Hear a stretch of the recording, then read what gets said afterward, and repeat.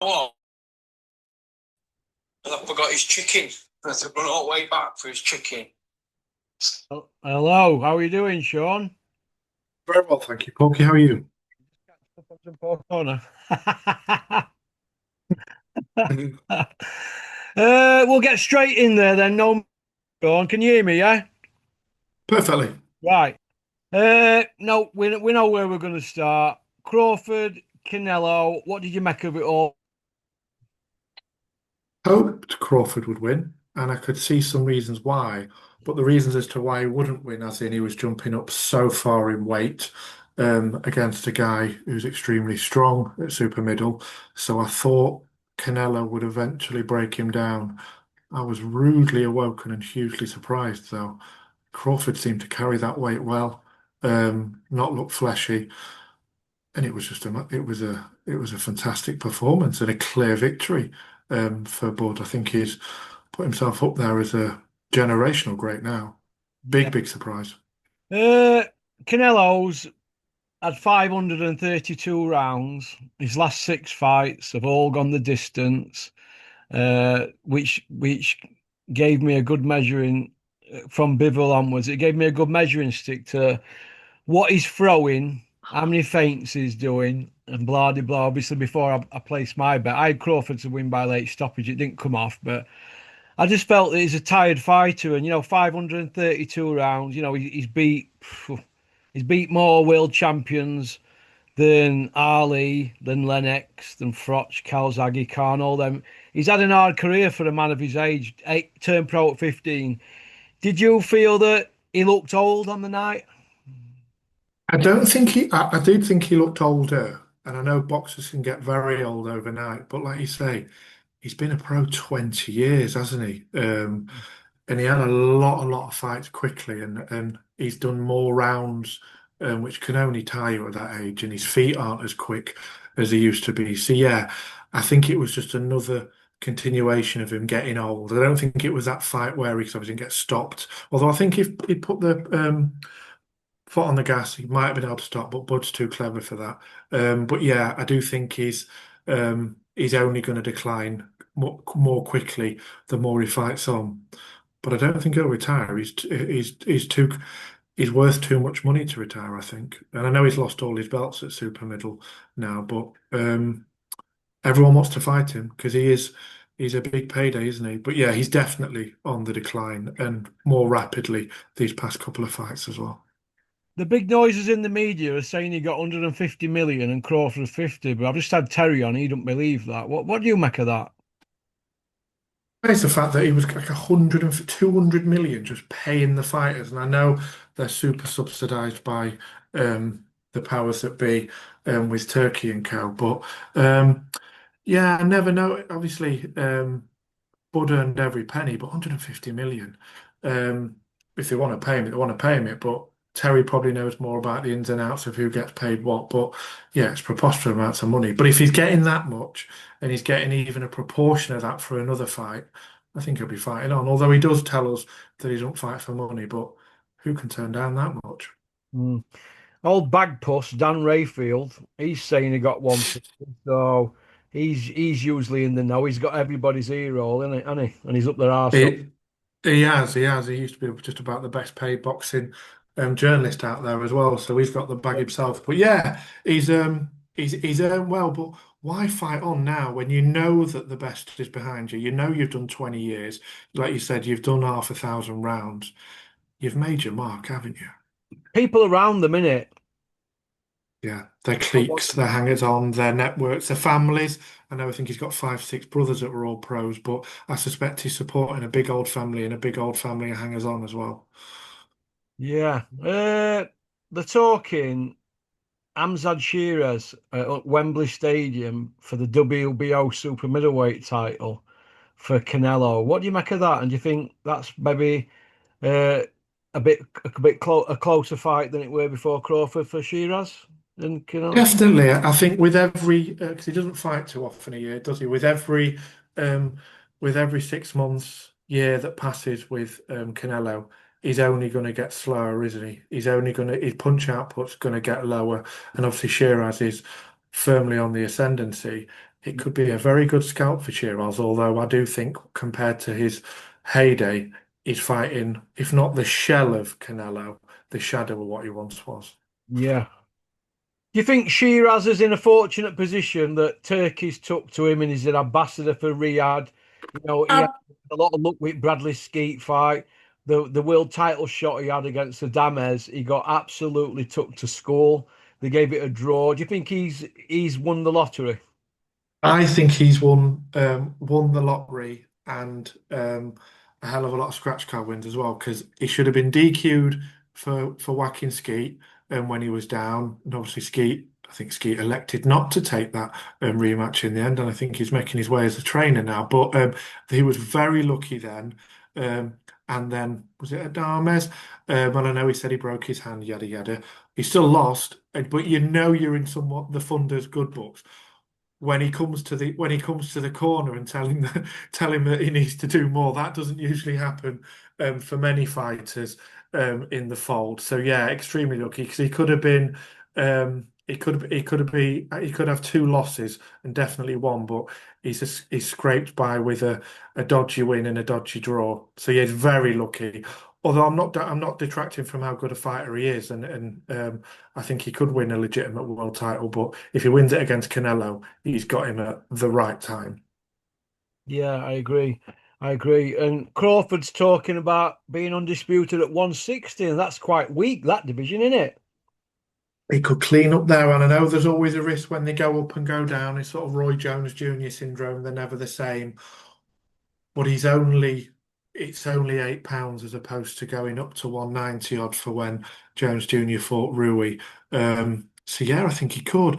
The thing that's amazing for me though is, and I always forget it, is Bud's the older man. He's 38, although frame-wise, obviously, he had a 4-inch reach advantage over Canelo. So he's got the reach for middleweight, and he's not too small. He's not a Nick Ball type. He could be tall enough to feature as a middleweight. But yeah, he could clean up there. That would be amazing. Would that be 4 weights of undisputed? Yeah, it's all about timing, isn't it? And he's timed it right because super middle now, apart from Canelo having them belts, it's piss poor. I mean, Chris Eubanks top at rankings for on box rec, innit, or roundabout there for middleweights, and you know, I don't know where are the stars now. Do you remember when we had the Super Six I in do. 09? I do. I think you can test the health of a weight division, particularly supers, if or middle if Eubanks at the top, and that's no disrespect to Eubank Jr., but he should never be good enough to be even fighting for a legitimate world title. I know he's nicked a couple of WB interims and the WB IBO on ITV4, their death knell. But yeah, no way. It's a really weak division, and it's interesting that these divisions have these sort of eras of being stacked and you get unfortunate people that never won a title. Then you get the time when people nick belts because there's no one else to fight. It's definitely a time to be halfway decent in those divisions because who's there? Yeah. Henry Wharton would be licking his lips now at 168, wouldn't he? Yeah, yes, he would. One of the toughest, do you know what I mean? Into what toughest fighters, a proper fighter, a proper traveling man, as well. He'd have walked through some belts these days, wouldn't he? Yeah, yeah, he sure would. I'm a massive Henry Wharton fan. I've actually had a night out with Henry Wharton, me, Dennis, Scott Brunt, a few of us in Leeds. He's absolutely an absolute gentleman. And Henry Wharton watches Porky's Corner. How's about that? Well, that's a sign of a proper man and a proper fan, isn't it? But yeah, he was one of mine that I enjoyed growing up, one that I always willed to win. And like you said, with the right fights in a fairer era, if that's the word, he'd have had a version of the world title. But I suspect he's doing well anyway. Paul Smith's licking his lips. He said if he were fighting today, he'd back himself to win a world title at 168. What do you think to that? I think Paul says a lot of things over the years, and the family are obviously good full lads who've boxed, and I know the dad a little bit through bodybuilding, but Paul didn't win a world title because he wasn't good enough to win a world title. And I know he can argue that he got robbed, but he did well for his level of talent. And yeah, I always remember him towards the end getting I think was it Banjo by Groves or De Gale, but he wasn't a bad boxer, but a world title holder he should not have been. Yeah. Did you think Oh, Paul Smith's career could do better if tried, kind of thing? yeah, but I think he got good. I think he got as exposure as higher, if not higher, than his ability deserved as well. There's fighters that I'm happy got a world title, like Robin Reed in that era, and there's fighters like Paul Smith, and I thought, did he deserve one? I'm not so sure. He's one of the gobbiest boxers, and it's not that that's a bad thing, but I don't think there's any. I don't think that that family's. He's certainly not the. I wouldn't have put him in the top two of the brothers in terms of fighting ability. So make of that what you will. Brilliant. Uh, Crawford, though, people are saying he's the number one. Usyk's the number one. They're both undefeated. They're both. I've never seen either of them lose more than 3 rounds. Do you know what I mean? No, more than Yeah, rounds in the full careers. I know the case can be made that Usyk, when he got to the final at cruiserweight, that the people are saying he lost 4 rounds, the experts and that. But we're talking about elite guys and undefeated top guys, aren't we? But Usyk's fighting guys that are a bit bigger. But if you look at Crawford, he started out at 9 stone 9. He's gone up to 12 stone, so he's gone up 2 stone 5. But the other fella, he's gone up a little bit more, hasn't he, Usyk, in weight kind of thing. yeah, but like in terms of three weights, you've got to remember, Bud was fighting people the size of Ricky Burns, and now to fight someone that's Yeah, has fought at light heavy, yeah. it's such a breadth to go through those divisions as well. And it, I it's think they're great. both equally. Sorry. Go on. No, just to say, I think it's a testament to both of them. And I Yeah. also like the fact, in terms of humility, Usyk said that Bud's the number one pound for pound. The lack of ego there is amazing and He and said all the too same about rare. him, though, didn't he? Yeah, and that's just measure of the people to be that confident in their own abilities, but also be happy to pay dividends and praise for others as well. Good people as well. But yeah, I also know how much Bud has done for his local community and abroad as well. He's put his money where his mouth is, unlike some people from Morecambe. He's actually done a lot to help others. Yeah, he's not a taker, is he? He's done well in his own community. He doesn't say, I'm going to give 7 million to charity or 1 million to charity and then cock off, does he? Yeah, no, absolutely. I just we'd be proud to have them as Brits, wouldn't we? The pair of them. But yeah, I hope if they do carry on fighting, we get to see more of them as well. But I'd like to see them both call it a day.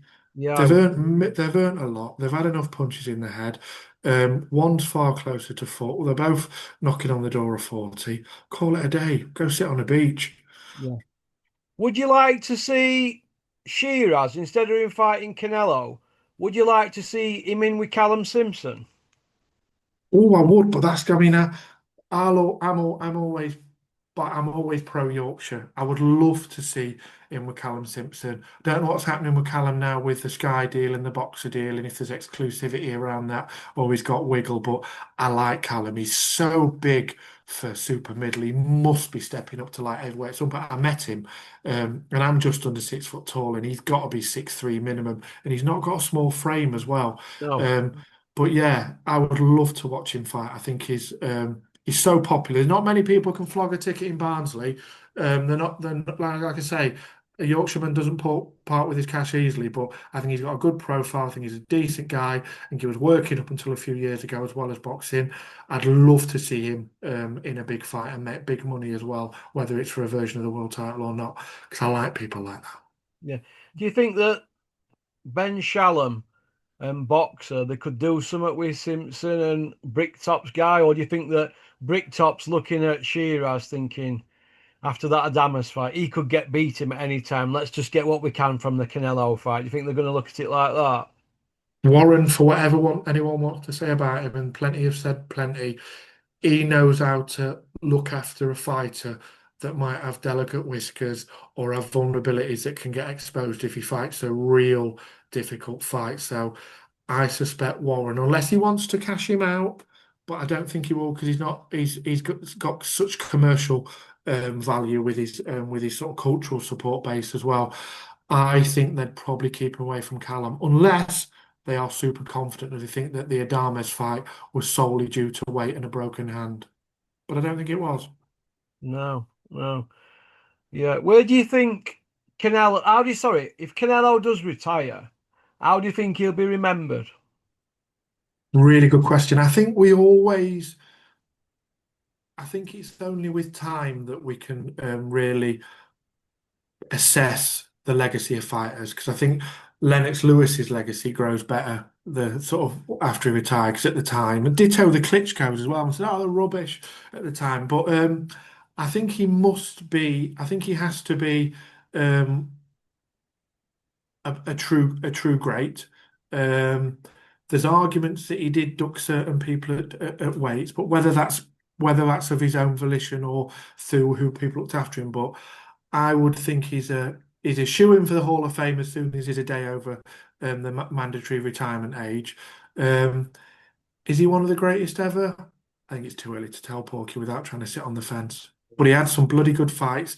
I'll respect anyone who's boxed for 20 years turning over before I left school. But I think we'll know more in time as to whether he's in your top 10 in the weights and stuff. Mm. Do you think that drug ban he got for 6 months? Do you think that's tarnished his legacy?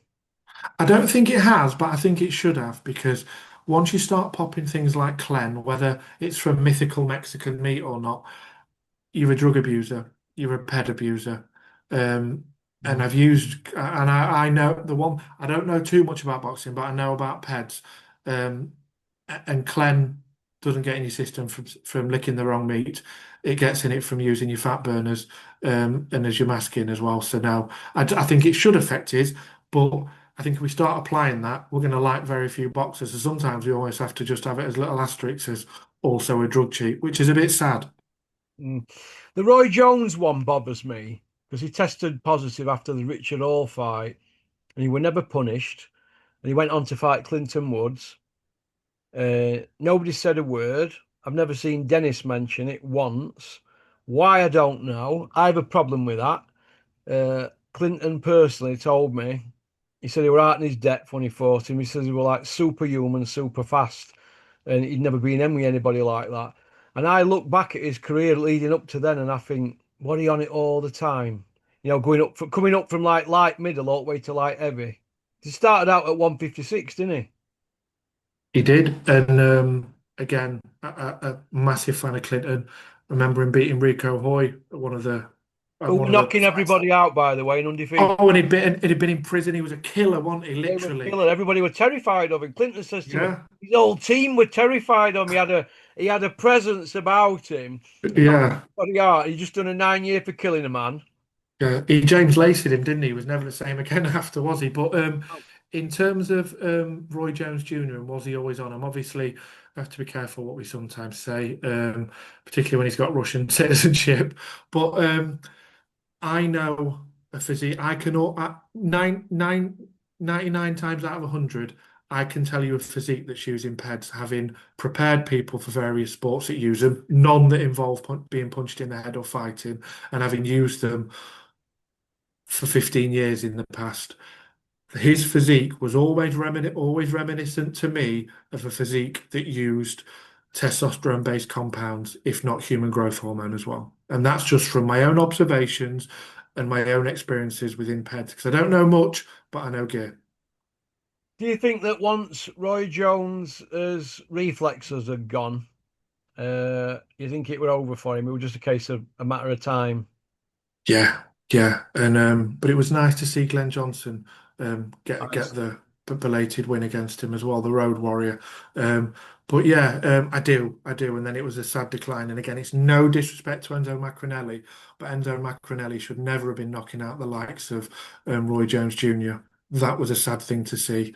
The Kovalevs and all the other fights, yeah, but it just became a bit tragic, and I never fully understood why. I only ever assumed boxing was his life or he needed the money, but he must have earned well. And to be doing that and then having to run around training, think people like Eubank Jr., I think it just tarnished his legacy so much as well. Yeah. Okay. Do you want to go on to part two, Sean? Happy to see you in a I'll second. see you in there, mate. Cheers. Bye. Thanks for liking and subscribing and leaving a comment. We're joined by Sean there on part 1. Don't forget to click the link in the comment section.